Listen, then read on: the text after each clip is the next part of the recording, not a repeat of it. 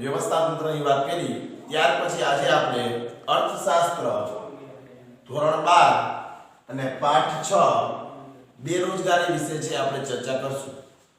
બોર્ડની અંદર છે કે આ પાઠમાંથી 5 ગુણનો એક પ્રશ્ન, 3 ગુણનો એક વિકલ્પ અને 1 માર્કનો એક પ્રશ્ન પૂછાય છે. બેરોજગારી ઉદ્ભવવાના કારણો અને બેરોજગારી ઘટાડવાના ઉપાયો આ આઈએમપી પ્રશ્ન છે. પણ તે પહેલા આપણે બેરોજગારીનો અર્થ, બેરોજગારીનું સ્વરૂપ, બેરોજગારીના પ્રકારો આટલા વિશે પણ આપણે છે ચર્ચા કરવાની છે. આજે આપણે બેરોજગારીનો અર્થ પહેલા સમજીએ કે બેરોજગારી કોને કહેવાય. આપણે જોઈએ છીએ કે ભારત છે તેની ગણના છે એ અત્યારે વિકાસશીલ દેશની અંદર છે જોવા મળે છે. 3 રીતના છે એ દેશો હોઈ શકે: અલ્પ વિકસિત, વિકાસશીલ અને વિકસિત. અલ્પ વિકસિત એટલે જેનો વિકાસ જ નથી થયો, રોજી રોટી, કપડા, મકાન, ખોરાક આવું જેને છે એ મળતું જ નથી જે દેશની અંદર, તે અલ્પ વિકસિત છે. થોડોક વિકાસની ગતિ હોય તો તે વિકાસશીલ છે, અને જેને પૂર્ણ વિકાસ સાધી લીધો છે તેની અંદર છે એ વિકસિત દેશનો છે સમાવેશ થાય છે. ભારત છે અત્યારે વિકાસશીલ દેશની ગણનામાં આવે છે. તો એની અંદર આપણે બેરોજગારીની છે વ્યાખ્યા જોઈએ. શા માટે ભારત એવો રહ્યો છે? તો આપણે ગામની ભાષામાં કહીએ કે ભારતની અંદર 2 દીકરી પાછી આવેલી છે. એ 2 દીકરીઓ એટલે કોણ? તો કે એક બેરોજગારી ધામેણી આવેલી અને એક છે ગરીબ. માણસ છે ગરીબ ક્યારે બને? તો કે જ્યારે બેરોજગાર થાય ને ત્યારે ગરીબ બને. ત્યાં સુધી છે ગરીબ બનતો નથી. પણ અહીંયા બેરોજગારીની વ્યાખ્યા છે કંઈક અલગ છે. બેરોજગારીનો અર્થ અને વ્યાખ્યા બે અલગ છે. બેરોજગાર કોને કહેવાય? કે વ્યક્તિ કામ કરવાની ઈચ્છા ધરાવે છે પરંતુ કામ મળતું નથી. વ્યક્તિને કામ કરવાની ઈચ્છા ધરાવે છે પરંતુ એને કામ મળતું નથી. તો સામાન્ય અર્થની અંદર આને છે બેરોજગાર કહેવાય. બેરોજગારીની બીજી વ્યાખ્યા જોઈએ. આ અર્થની વાત કરી. હવે બેરોજગારીની વ્યાખ્યા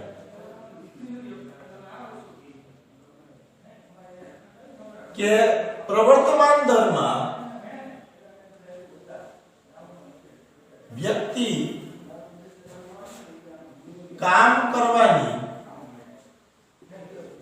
ઈચ્છા, શક્તિ અને સમજણ વગેરે અથવા તૈયારી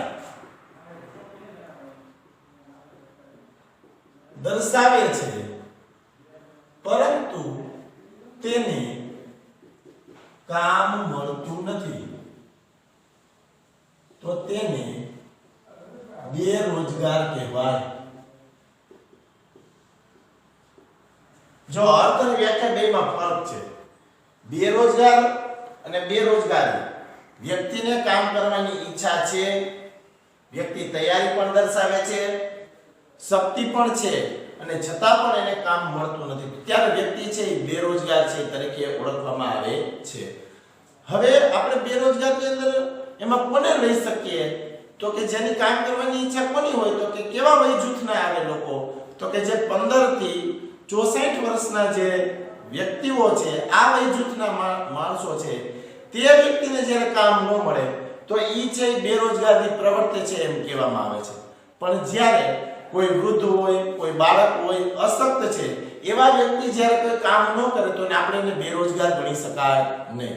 એટલે બેરોજગાર વ્યક્તિની અંદર છે 15 થી 64 વર્ષના બાળકોનો છે એ સમાવેશ છે થતો જોવા મળે છે. એ એનો સક્રિય શ્રમનો પુરવઠો છે. આપણે સક્રિય શ્રમના પુરવઠાની અંદર છે 15 થી 64 વર્ષના વય જૂથના બાળકોને લઈ શકાય કે એની અંદર કામ કરવાની છે શક્તિ, ઈચ્છા હોય છે. હાલની પરિસ્થિતિ આપણે જોઈએ છીએ કોરોનાની, ભારતમાં પ્રવર્તમાન, કે માણસને કામ કરવાની ઘણી બધી ઈચ્છા છે પણ એને કામ છે મળતું નથી. કોરોનાને કારણે માણસે ઘરે બેસવું પડે છે, શક્તિ પણ છે, તૈયારી પણ છે, પણ તો અત્યારે માણસ છે બેરોજગાર તરીકે છે ઓળખવામાં આવે છે. હવે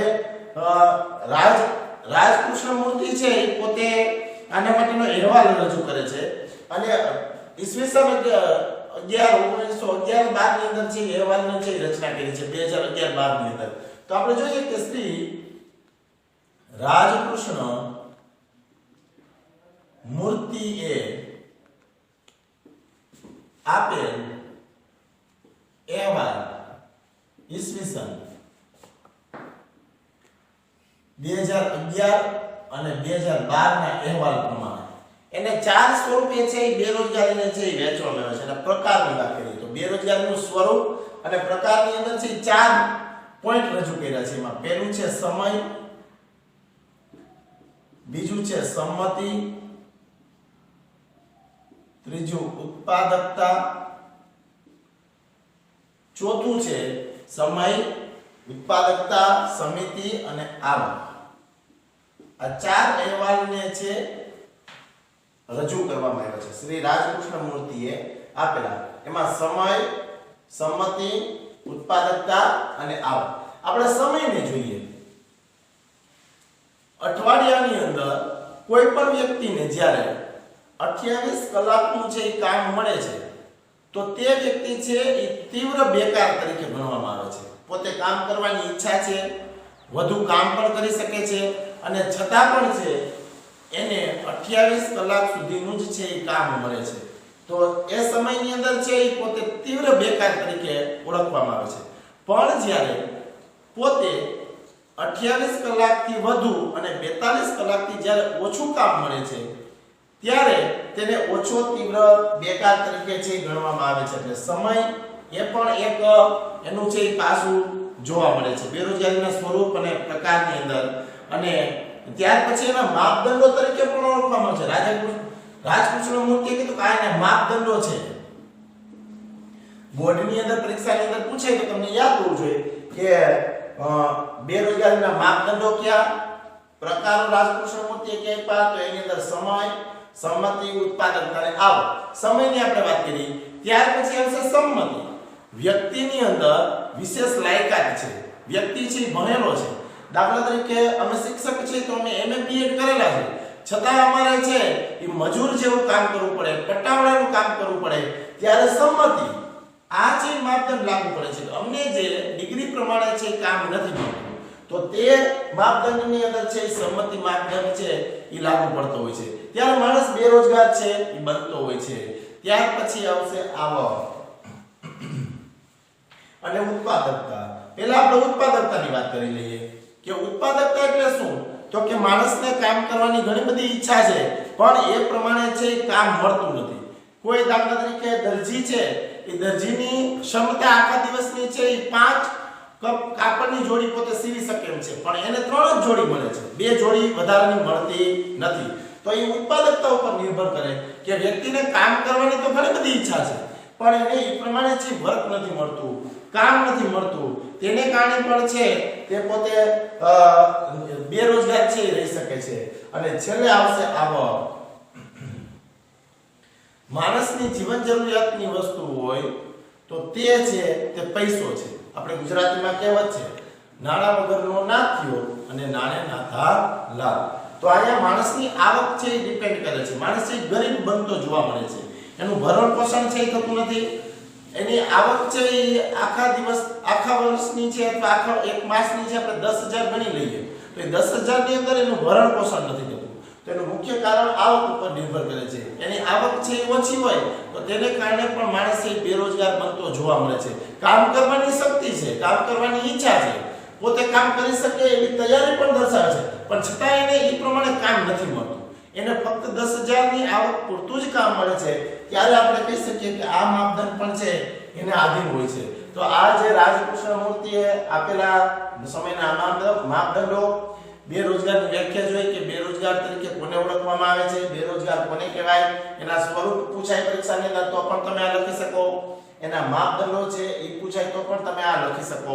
એટલે બેરોજગારીની જે વ્યાખ્યા આપણે ફરીથી જોઈ લઈએ કે કામ કરવાની ઈચ્છા છે, કામ કરવાની છે એ શક્તિ છે, તૈયારી છે અને છતાં પણ પોતે છે જ્યારે એને કામ નથી મળતું એવા સમયની અંદર એને બેરોજગાર તરીકે ઓળખવામાં આવે છે.